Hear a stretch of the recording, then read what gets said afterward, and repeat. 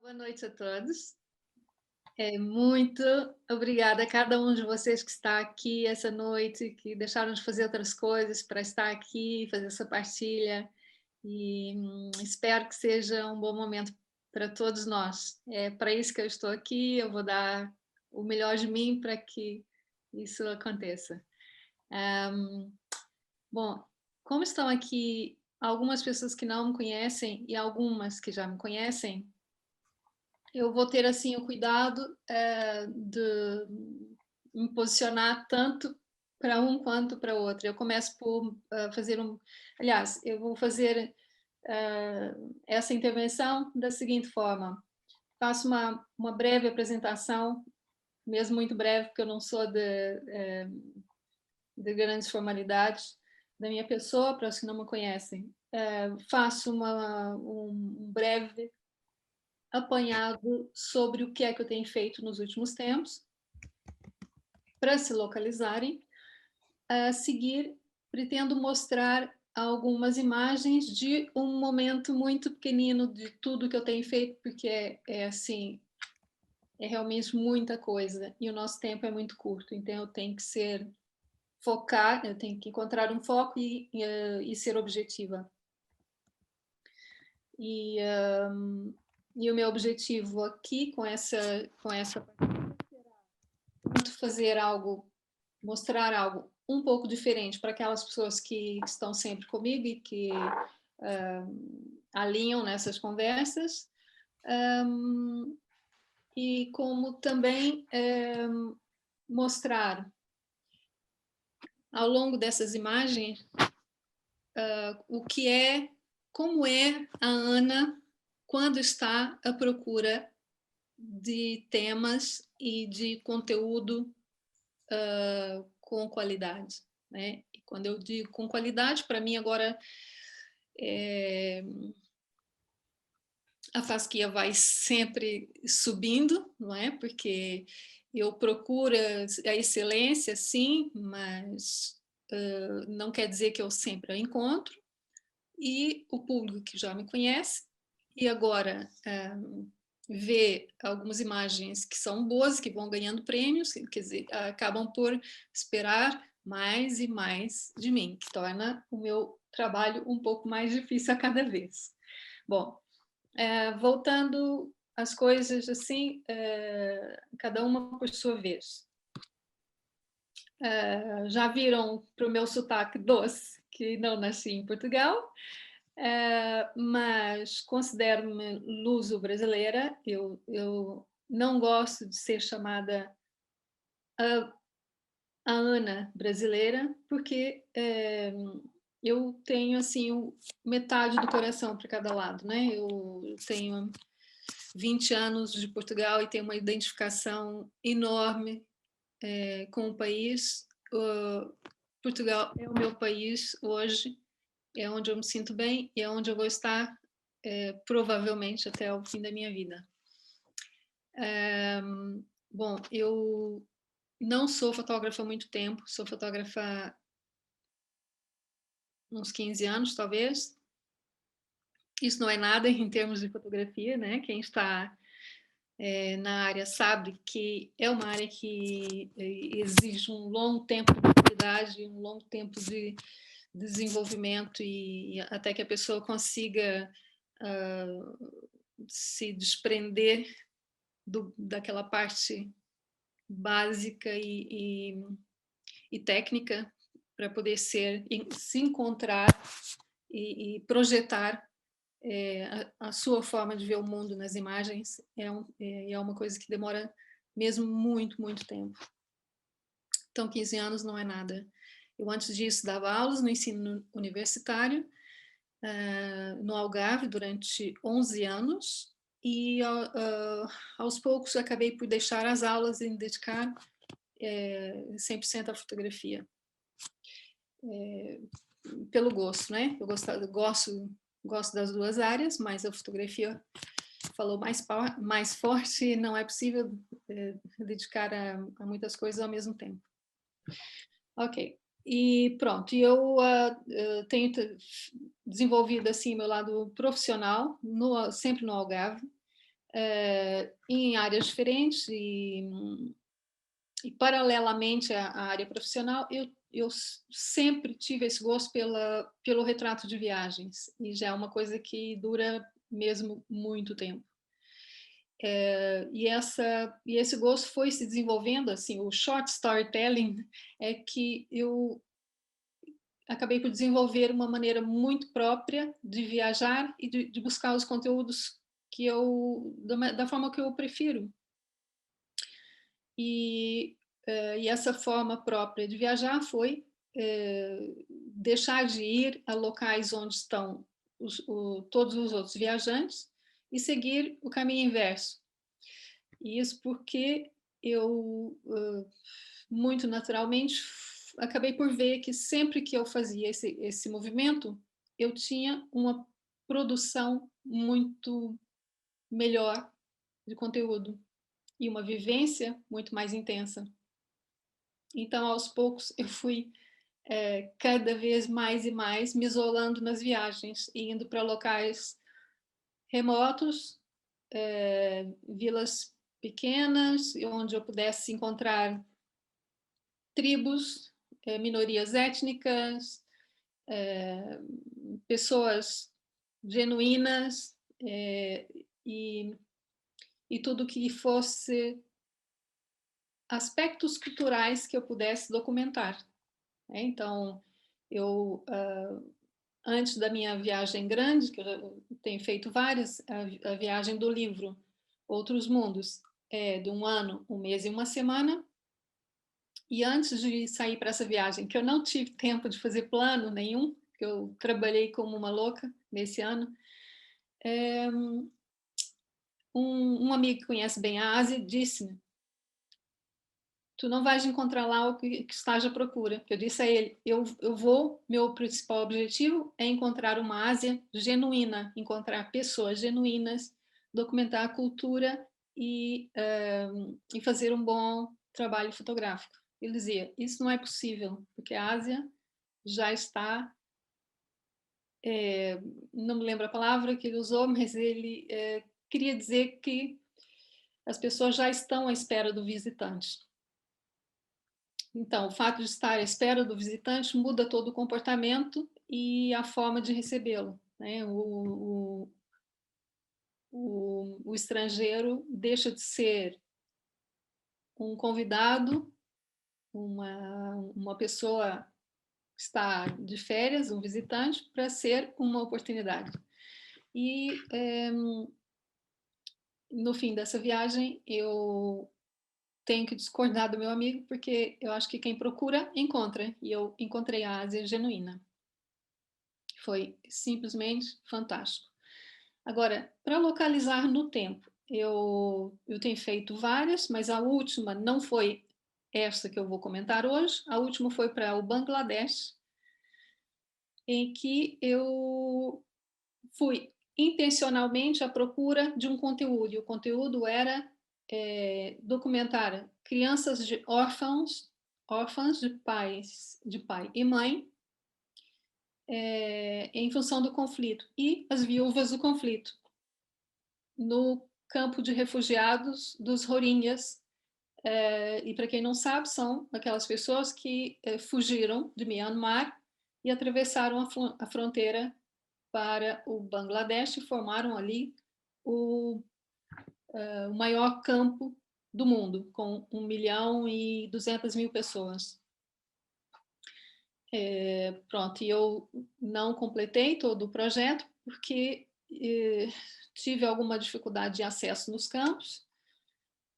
O governo tem aquilo muito restrito, muito provavelmente já ninguém mais entra. Eu devo ter sido uma das últimas a entrar. E, além disso, tive que sair assim, meio a fugir por causa do Covid. Pronto, e a anterior eu fui a Nagaland, que é um local muito rico em tribos e fica do lado indiano e que faz fronteira com o Myanmar. Eu já tinha tentado a mesma coisa pelo lado do Myanmar, mas não consegui chegar à região onde estão as tribos, porque é exatamente uma região onde havia muito conflito na altura em que eu fui e até hoje. Pronto, e aí, e a que eu vou referir hoje foi a de um ano, e eu estive lá, comecei pela Índia, vou vos mostrar o mapa, e fiz um percurso não muito lógico assim, mas seguindo o fluxo dos acontecimentos, sem roteiro, sem marcações de voos, só fui com o voo de ida, sem marcação de estadias, nem de transporte, nem de nada. E a parte que eu vou referir agora e vou mostrar as imagens foi a primeira parte, em que eu comecei no Rajastão, na Índia.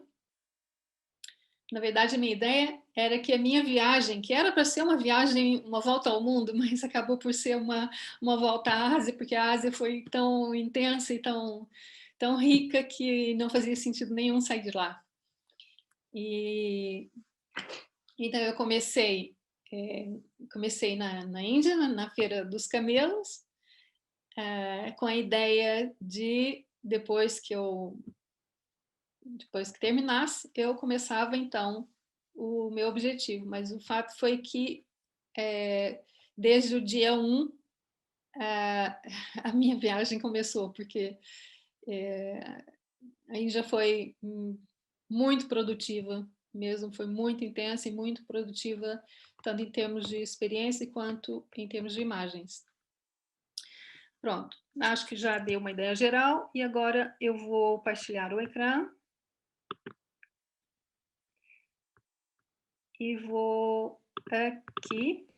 Pronto, isso é só para ter assim uma perspectiva do quadro geral do que eu fiz. Comecei aqui onde eu tenho o cursor. Comecei na Feira do Camelos e é sobre essa pequena experiência que eu vou vos contar hoje. E depois daqui eu fiz aqui uma longa imersão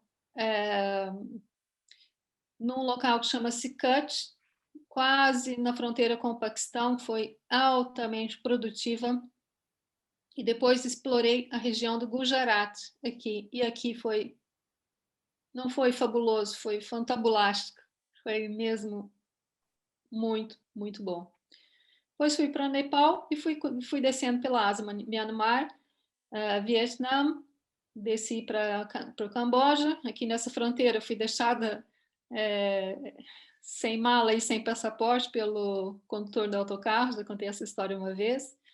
Subi aqui pelo Camboja, depois para o Laos, Tailândia, e aqui Myanmar, Malásia. Eu rodei aqui por 12 países e regiões. Pronto, e foram todas, quase todas, muito produtivas, no mínimo em termos de experiência, e não todas produtivas em termos de fotografia. Esta é uma imagem que eu coloquei para dar uma ideia geral de que lugar é esse que eu estive, que eu vou agora mostrar imagens mais específicas e mais fechadas. Isso é Pushkar, é onde ocorre a Feira de Camelos. Esse lugar é considerado um lugar sagrado pelos indianos. Por quê? Primeiro, por causa do lago, que é considerado uma água abençoada. E segundo, por causa de um templo, salvo erro, é esse que nós vemos ao fundo à direita, que tem uma característica única. É um templo único na Índia e as pessoas, os hindus, acreditam que tem que visitá-lo pelo menos uma vez na vida. E esse período da Feira de Camelos é um período ideal. Coincide festas religiosas com a Feira de Camelos, que é mesmo que o nome diz, uma feira para comercialização de camelos.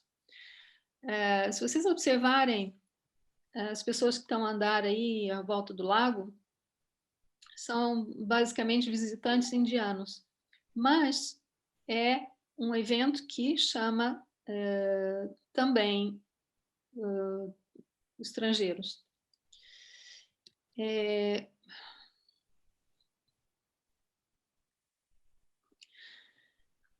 O que o estrangeiro faz nessa feira é andar à volta da Feira de Camelos e tentar capturar fotos com originalidade dentro desse tema. A feira em si, ela é uma coisa curiosa de se participar, é muito curioso e é muito interessante.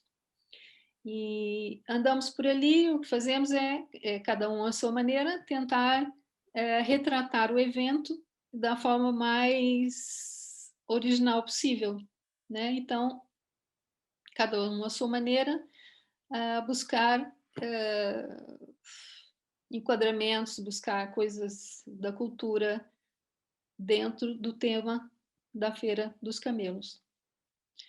Então, as imagens passam um pouco por aqui. Eles, quando nós ou estão a alimentar os animais, ou estão a tomar um chá, ou estão na conversa, e sempre com esse aspecto assim fisicamente muito interessante, com esses turbantes do Rajastão com muitas cores. E em geral são os rabares.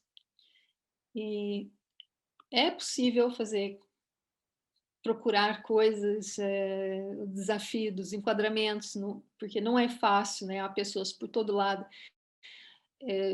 Para mim é um grande desafio. Eu sou muito meticulosa, picuinhas com os enquadramentos.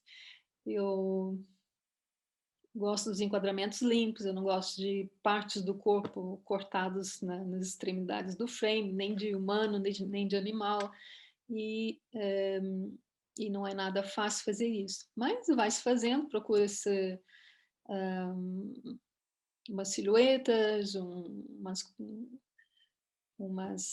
uns ambientes que transmitem aquela vibe, aquele ambiente ali de convivência entre os homens e os animais.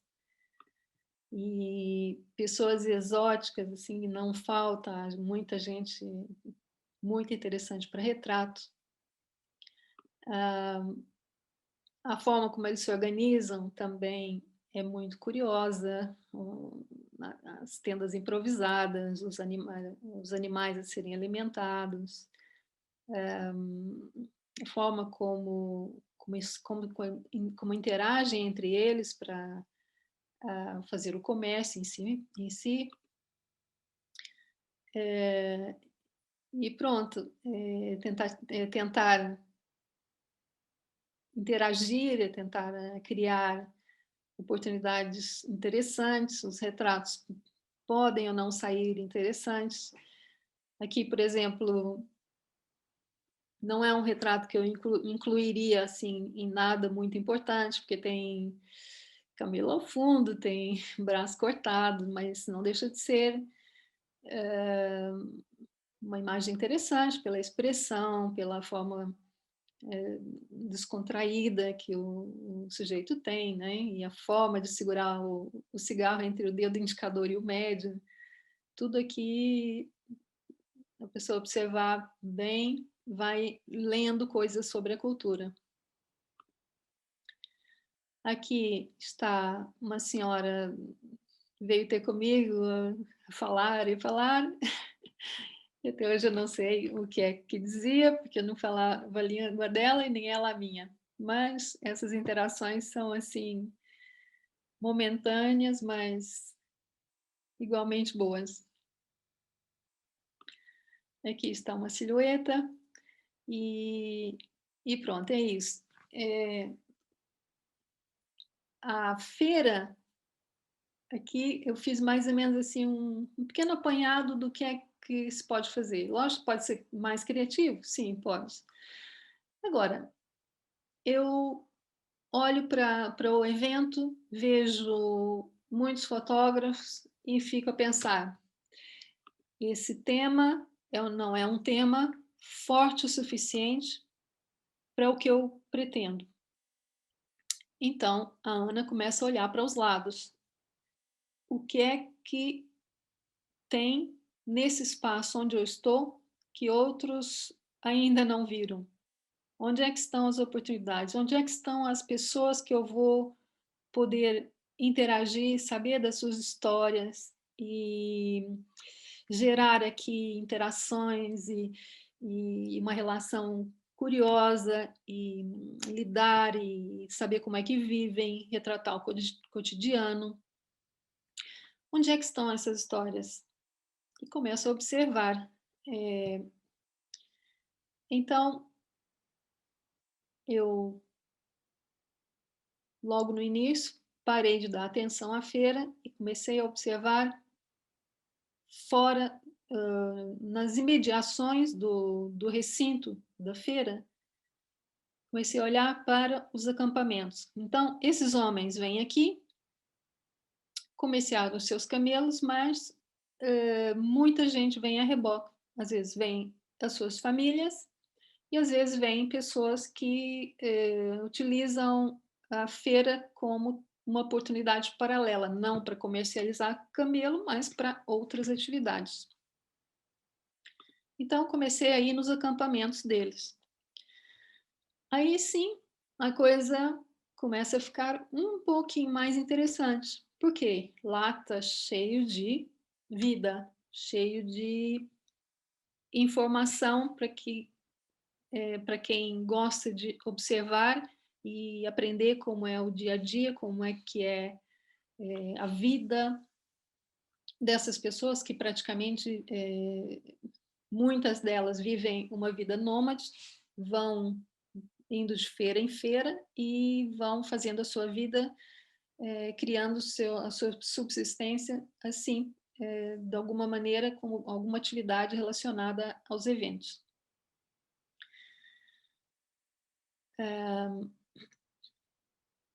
As crianças, em geral, estão ali não para brincar, mas para trabalhar.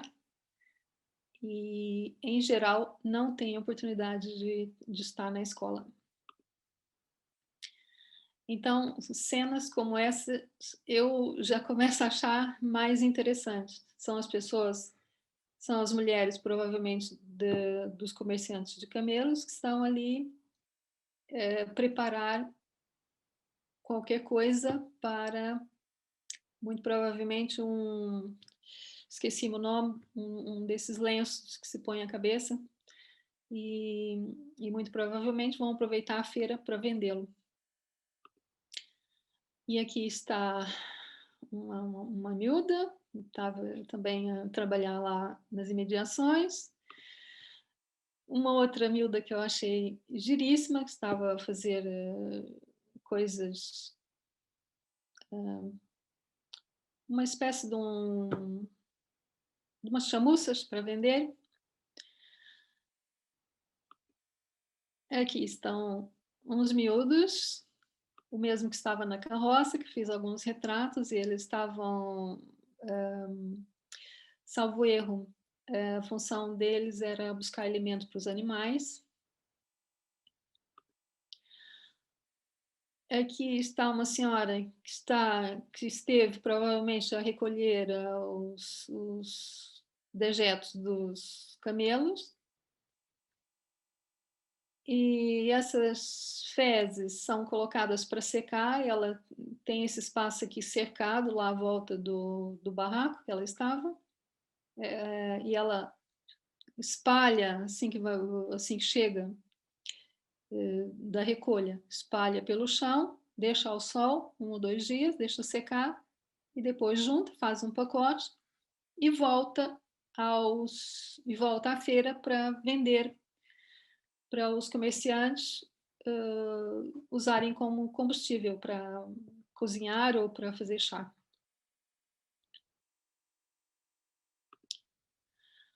Aqui está a senhora arranjar o cabelo, numa cena cotidiana, normal. Uma outra esperar uma condução com uma amiga. Em seguida, temos aqui outras miúdas que fazer o mesmo, né? Recolher aqui os dejetos para secar e depois vender como combustível. As mesmas miúdas. E já está. Pronto. Aqui vocês viram um pequeno conjunto de imagem, nada a ver com camelos, né? Ligeiramente diferente e com um pouquinho mais de proximidade com as pessoas em si, mas ainda não tem aquela proximidade que eu gosto de ter para gerar histórias e para poder contar essas histórias. Então, eu nestes dias conheci uma fotógrafa, eu fui ao encontro de uma fotógrafa australiana. Através dela, conheci uma fotógrafa brasileira, que chama-se Eliane Band, e nós tivemos assim uma interação muito boa, um gosto muito similar para a fotografia. Demos-nos muito bem. E ela disse-me que já tinha ido uma vez à Feira dos Camelos e tinha visto um local nas margens do recinto da feira em que haviam umas famílias nômades que se instalavam lá e faziam coisas tanto na cidade quanto na feira, aproveitavam oportunidades. E nós decidimos ir até lá para verificar se essas famílias estavam no mesmo local do outro ano. Bom, e nós acabamos por encontrar uma mesma família que ela já havia conhecido. Estavam viver debaixo de uma árvore. Nós achamos assim surpreendente e curioso, estavam lá duas famílias juntas e muitas crianças. Nós decidimos começar a interagir com eles. Estivemos lá, fizemos uma visita e fomos embora. No dia seguinte, decidimos comprar algumas coisas, algum material escolar e alguns livros de desenho, alguns livros de colorir e voltamos a esse lugar. E a ideia era utilizar esse material como motivo de interação com essas pessoas. Pausa para água. E então,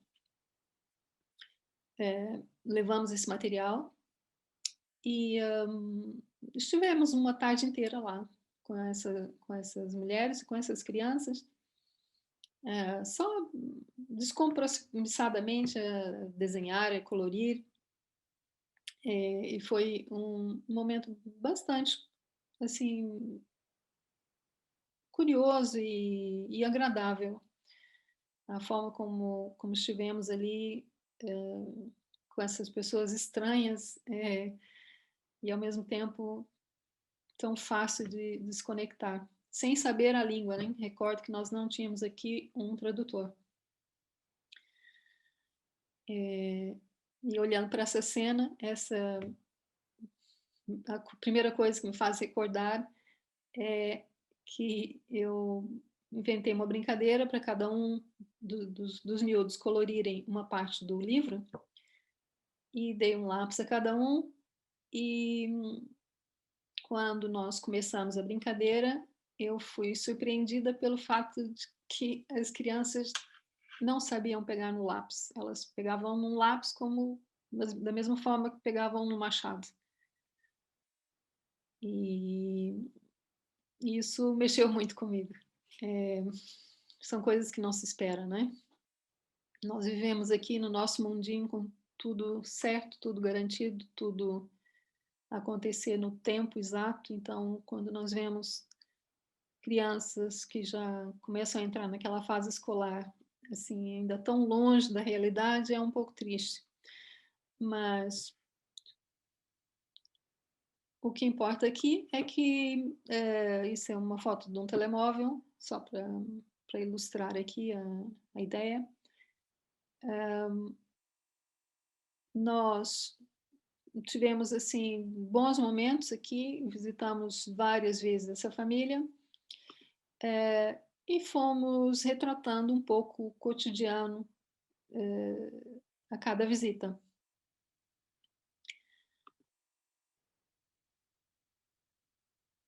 Esta senhora era a que nos recebia mais vezes. O marido era um vendedor de, não sei dizer o nome, mas um instrumento de corda típico lá do Rajastão. E sempre que nós íamos até lá, ele estava na feira. Então, praticamente não tivemos muita interação com ele. Eu gosto muito de fazer esse tipo de enquadramento com duas pessoas, e sendo uma focada e outra desfocada. Eu faço isso muitas vezes e adoro fazer isso. Então, eu sempre que vejo uma oportunidade, eu tento utilizá-la da melhor maneira possível.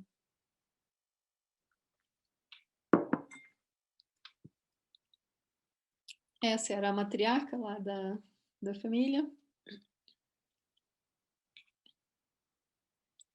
Também gosto de fazer esses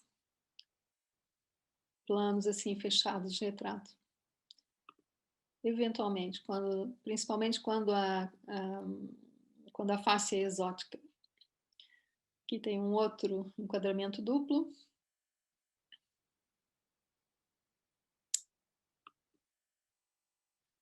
Aqui uma cena do cotidiano, não é muito clara, eu explico. A senhora está a lavar roupas. Como eles não têm uma casa, ela tem tudo improvisado, está a lavar a roupa em cima desse plástico, está a usar a água que está dentro desse pote, dessa panela, e para lavar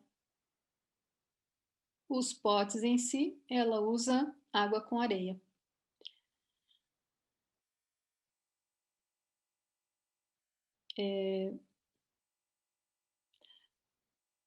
Não é assim muito relevante, mas é bastante curioso ver como as pessoas se desarrascam quando há falta de recursos, né? Eu já estive numa casa indiana, vivi com a família indiana durante uma semana e a casa, a água canalizada chegava até a porta da casa, mas não entrava para dentro da casa. Então, é muito curioso ver como é que uma família se organiza em condições assim. É muito curioso observar tudo ao pormenor. Essa é uma história para um outro dia. E há cenas assim também curiosas. A senhora tem, não dá para ver, ela tem um cabrito na mão esquerda. Demorou muitas idas à Índia para compreender por que as mulheres indianas eventualmente tapam a cara assim com lenço. E aí, lógico, né, as primeiras vezes eu pensava, não quero ser fotografada, certamente, virava a câmera, mas não é o que acontece. As mulheres casadas, elas, desde o dia 1 após o casamento, elas passam a viver com o sogro e a sogra. Vivem com a família do noivo, deixam a sua própria. E há uma regra instituída socialmente que pede que a mulher não mostre o rosto ao sogro, que é uma coisa bastante inconveniente para a mulher, porque ela, assim que casa, ela assume todos os serviços domésticos da casa. E se o sogro aparece no momento em que ela está a trabalhar, ou está a cozinhar, ou está a lavar, ela tem que utilizar uma das mãos para prender o lenço, de forma que ele não caia, não mostre os cabelos e o rosto. É uma espécie de tabu, daquelas coisas difíceis de compreender. Aqui é uma foto, só por curiosidade, mostra a senhora aqui com a face tapada. Mas eu, na verdade, estou a fotografar a outra. E aproveito para comentar, eu utilizo o Fuji quando viajo. Eu tenho 2 sistemas, trabalho com Canon e com Fuji. Durante as viagens, levo o Fuji por ser mirrorless e um pouco mais compacta e um pouco menos de peso. Mas tinha uma lente aqui bastante avantajada, uma 50-140, e no final o equipamento fica igualmente pesado. E aqui a seguir está a foto que eu fiz a essa senhora. Bom, vocês viram, no primeiro momento, eu mostrei a Feira de Camelos e disse que não estava satisfeita com as imagens, porque elas não têm total, não tem a originalidade que eu desejaria e não tem a relação com as pessoas, não tem a história que eu procuro. Depois, no segundo momento, mostrei a minha aproximação, o meu afastamento, aliás, do recinto principal, do comércio de camelos e aproximação aos acampamentos. Já esteve um pouco melhor. Depois, mostro um terceiro momento, que é quando fomos à procura dessa família nômade.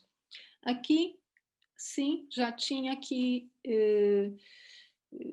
possibilidade de gerar um conteúdo interessante.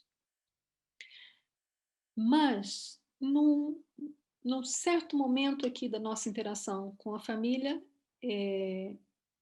a minha amiga tinha, num outro dia, dado a essa senhora aqui algum dinheiro para ela comprar roupas para as crianças e sapatos, porque eles estavam sempre nus e descalços. E na nossa última visita, ela se aproximou de nós duas e mostrou, muito orgulhosa, um sari, que são essas roupas das mulheres indianas, que ela tinha comprado para ela. E nós ficamos tão chocadas, decepcionadas, não sei, uma mistura de sentimentos que não era de todo bom. Simplesmente por pensar que uma mãe é capaz de priorizar a ela mesma e não as crianças. Então, nós desistimos e paramos de visitar a família. Pronto. E depois, num certo momento, eu sempre gostei muito de dança. E aqui, nessa região, há um grupo que chama-se Calbélia, que são as dançarinas, que são mulheres, na minha opinião, são muito bonitas. São um tipo de ciganas. E com uma habilidade de dança muito interessante. Então eu fui a essa vila e fui tentar conhecê-las e tentar conhecer a cultura e conhecer e observar o cotidiano. Elas são muito fáceis de identificar. Eu vejo assim imagens ou no Instagram ou na internet que passam por mim, eu vejo logo se é uma caubélia, não sei porquê, mas consigo identificar talvez por esse aspecto físico. Elas são morenas, dos olhos verdes, em geral, tem essas feições e essa forma de se vestir também. Pausa para água.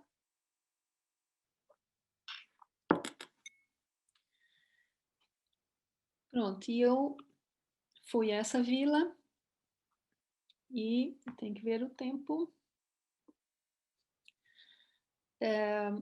A visita foi, sim, interessante. Eu vi um monte de situações cotidianas curiosas aqui. Tudo que a gente lê numa imagem é uma informação útil, né, para se ler a realidade das pessoas que estão lá retratadas. Já agora aqui um detalhe técnico, nessa imagem tenho um flash rebatido para a face dela.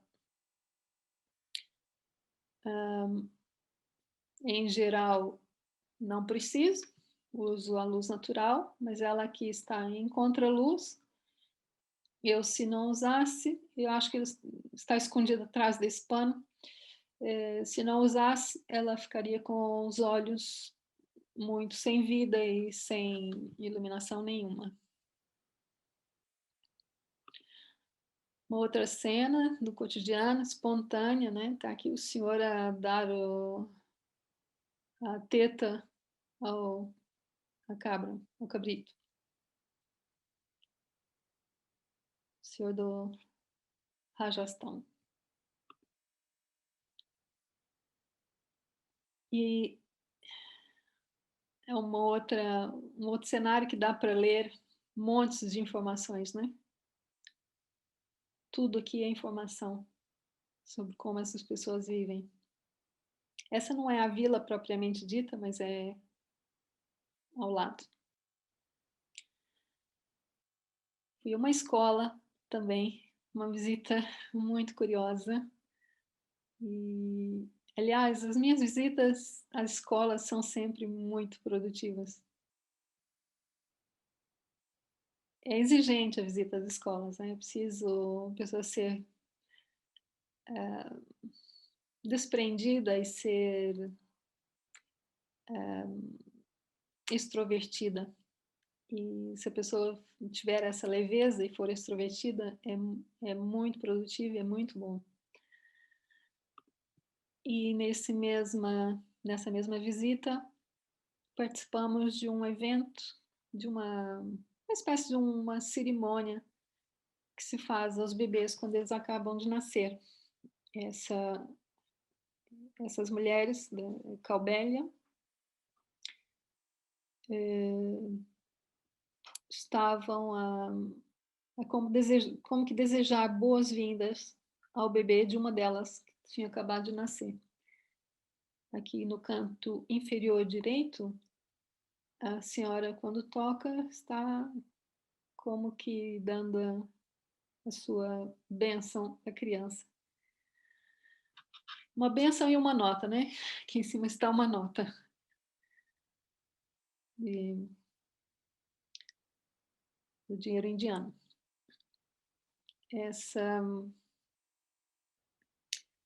Esse momento aqui foi, assim, também bastante curioso. Bom, eu mostrei aqui agora um terceiro momento na Vila Caubélia e digo que aqui ainda não tinha encontrado aquilo que estava à procura. Se vocês, quem já teve a oportunidade de ver no livro, vai ver que as que eu selecionei para pôr nesse livro são histórias consistentes e são portfólios consistentes. Encontrar essas duas coisas ao mesmo tempo não é fácil. Um portfólio consistente, ele tem que pelas imagens, ele tem que contar uma história. Então, ele tem que ter ali informações. A pessoa que vê o portfólio sem ouvir nada e sem ler nada, consegue mais ou menos fazer um apanhado geral do que é que se passou naquele momento, desde a imagem 1 à imagem X. Agora, o portfólio com consistência adicionado a uma história com consistência é uma coisa que eu descobri que é simplesmente fabulosa, tanto para mim, que sou quem está a contar a história, como para quem que está a interagir com esse material que eu mostro. Então, eu noto que as pessoas receberam essa combinação de uma forma extraordinária, porque permite à pessoa estar lá naquele momento como se estivesse ao meu lado, né, fazendo a minha leitura. Então ela vê com os meus olhos, sente os cheiros que eu senti, vê as cores que eu vi, ouve os sons que eu ouvi, ouve o diálogo que eu tive com as pessoas naquele momento. E isso torna a história visual e em texto muito rica. E então, quando eu mostro aqui esses 3 momentos, vocês podem até ver uma ou outra foto que gostam, podem achar que tem interesse, mas ele ainda não tem a consistência em termos de imagem e em termos de história que eu procuro. Então, acrescentei como ilustração um outro momento. E aqui eu chamei aqui de comunidade sadhus, Nat. Esse é um templo de sadhus, e os sadhus, para quem não conhece, são esses homens, são facilmente identificáveis pela túnica amarela, cor de laranja, que eles geralmente utilizam. Mas como há muitos grupos diferentes de sadhus, eles eventualmente podem mudar a cor da vestimenta, a cor do turbante, ou podem ter um ou outro símbolo diferente que identifica o seu próprio grupo. Esse aqui, os Nats, vou voltar aqui para vocês verem, escreve-se assim, Nat. Os Nats são muito facilmente identificáveis por causa de um brinco que eles utilizam enfiados assim na cartilagem da orelha. Eu devo ter alguma imagem mais para frente, eu chamo atenção para isso. Esse templo está à volta do lago, aquele lago que eu mostrei na primeira imagem, e durante a Feira do Camelos, eles encontram-se para um evento fechado, um evento entre eles, que não tem nada a ver com a feira e nem com o evento religioso, mas coincide com a Feira dos Camelos. Então, vêm sadhus de toda a parte do país e instalam-se nesse chamado ashram, né, que é uma espécie de um centro de acolhimento. Eles dormem todos lá, comem todos lá, ficam durante vários dias em convivência entre eles. E a minha amiga Eliane tinha passado por esse templo e observou para dentro do pátio que estava cheio de sadhus, estava talvez mais de 100 sadhus nesse dia. E então, movida pela pura curiosidade, resolvemos ir lá no dia seguinte, na manhã seguinte. E sem saber muito bem se seria possível nós entrarmos em contato com eles, se podíamos entrar nesse templo ou não, sequer se seria permitido, porque em muitos templos não é permitida a entrada de mulheres. mas nós resolvemos arriscar e fomos até lá no dia seguinte. Então, no dia seguinte, estivemos aqui, não é bem essa entrada, mas é aqui à esquerda, uma entrada para um pátio muito grande, que é este aqui. Eu não tenho a imagem do dia da visita, porque no dia da visita haviam certamente mais de 100 sadhus nesse mesmo espaço, sentados aqui aos cantos, como esses aqui estão. E nós chegamos aqui, arriscamos entrar, sem saber se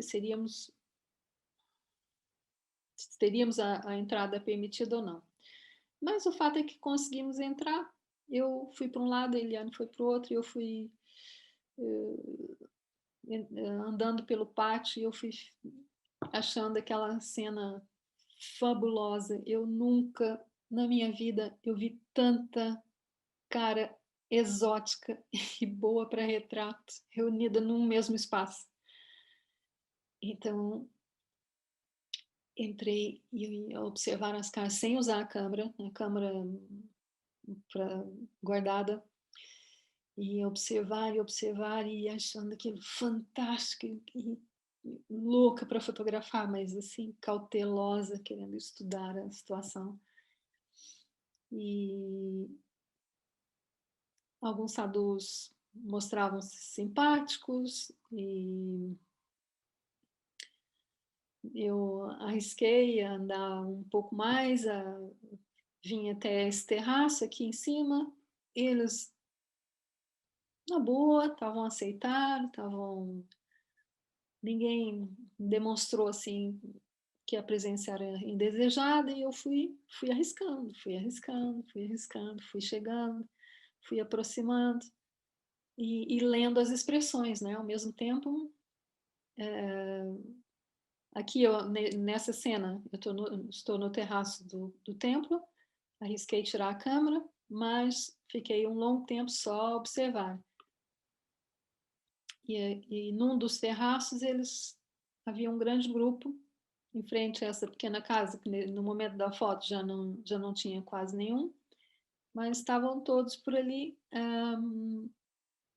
a comer umas chamuças, umas coisas indianas, e ofereceram, eu comi, e aquilo estava delicioso.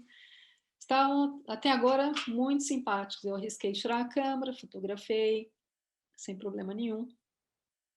Ninguém se mostrou contra. Aí já agora, olha aqui o que eu disse há pouco, olha, o símbolo dos nats é esse brinco muito largo, e ele entra para o meio da orelha. O local do furo é mesmo no centro da cartilagem da orelha. E esse é o símbolo do grupo, dos nats. Pronto, aqui é o local onde estavam a ser feitas aquelas chamuças, que eu não sei o nome. E nesse local que era a passagem do anterior para este, né, que é a cozinha, tinha que passar por aqui, que era a comunicação entre esses dois espaços. E passar aqui eu comecei a sentir alguma hostilidade de alguns sadhus. Sempre que eu passava, eu ouvia uma voz assim de poucos amigos. Por acaso, mais tarde eu descobri que era esse rapaz o que gritava de forma bastante pouco gentil e pouco educada comigo. Bom, eu tenho uma pena não poder mostrar a imagem assim como eu a vi, porque eu estava a fotografar nesse momento já, assim, passando a história um pouco à frente, depois vocês podem ver no livro, porque é por aqui que o livro começa, por essa história, com detalhes, é uma história interessante. E essa foto foi tirada 2 dias depois, 3 dias depois, já com o pátio vazio. Mas só para ilustrar que no dia em que eu estava aqui, no primeiro dia, e já tinha arriscado tirar a máquina, estava a fotografar caras, assim, uns retratos fabulosos, e tudo estava a correr bem, quando esse sujeito pediu-me para fotografá-lo. E eu disse sim. Ele veio colocar-se aqui ao lado desse objeto, que é um objeto para eles sagrado. Eles vêm aqui, tocam uma vez ao dia e têm uma relação qualquer com Deus Shiva. Observem que é o mesmo objeto que está aqui. E ele colocou-se aqui ao lado e pediu a fotografia. Eu disse sim, e acompanhei-o e entrei aqui. E eu acho que esse local provavelmente tem um tabu qualquer. Sei que calhou muito mal eu ter entrado aqui.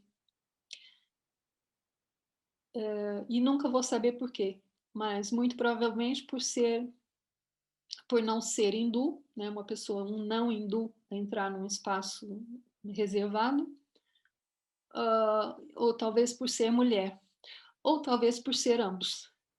Então, assim que eu fotografei, comecei a ouvir assim vozes pouco simpáticas à minha volta. Eram os homens que estavam aqui todos à volta, um ou outro, não eram todos, mas qualquer um de nós sabe, né? Nós estamos num grupo, basta um para desestabilizar um grupo, para se tornar inconveniente, para quebrar o clima de tranquilidade. E o resumo da história é que momentos depois fomos expulsas. Bom, no livro está a história toda.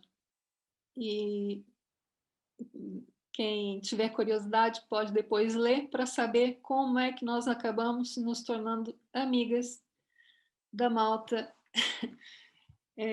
2 dias depois. Essa cena, para mim, é bastante familiar e significativa, porque vim aqui todas as manhãs, tomar chá, conversar, ver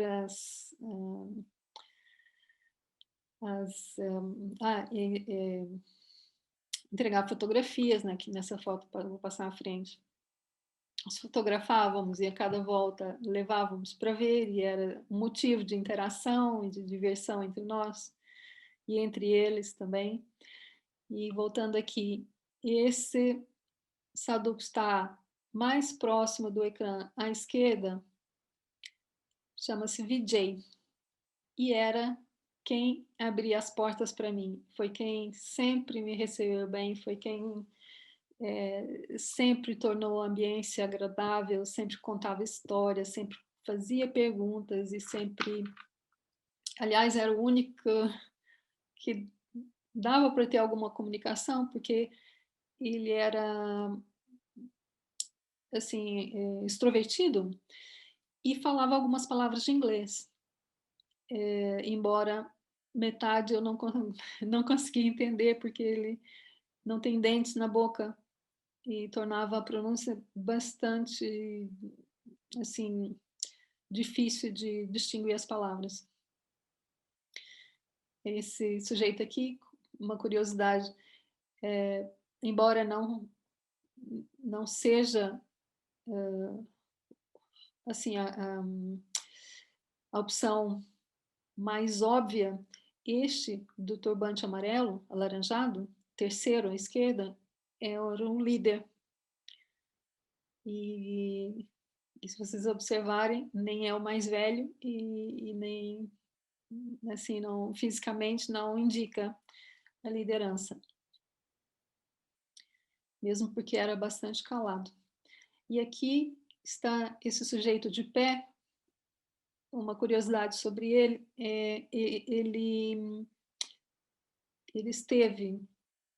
fez uma promessa para Deus Shiva de fazer uma penitência durante 12 anos. Se vocês observarem, ele está apoiado no pé esquerdo.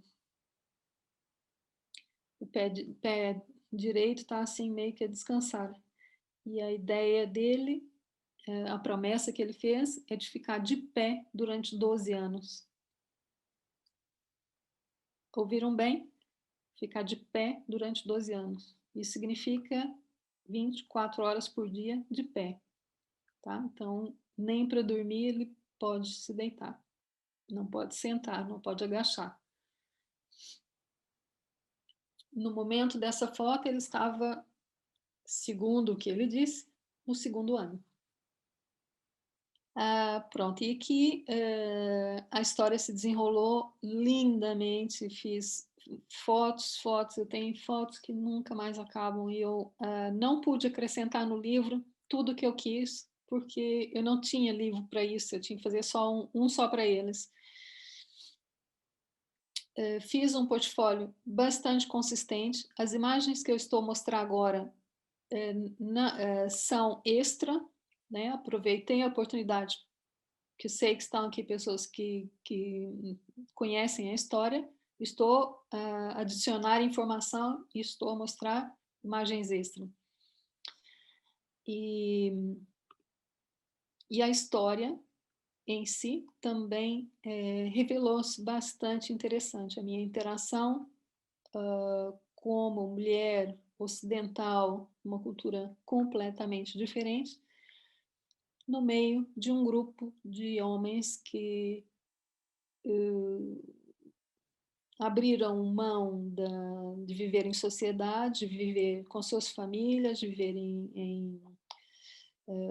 num formato padrão para terem a sua vida reservada e dedicada completamente às atividades espirituais.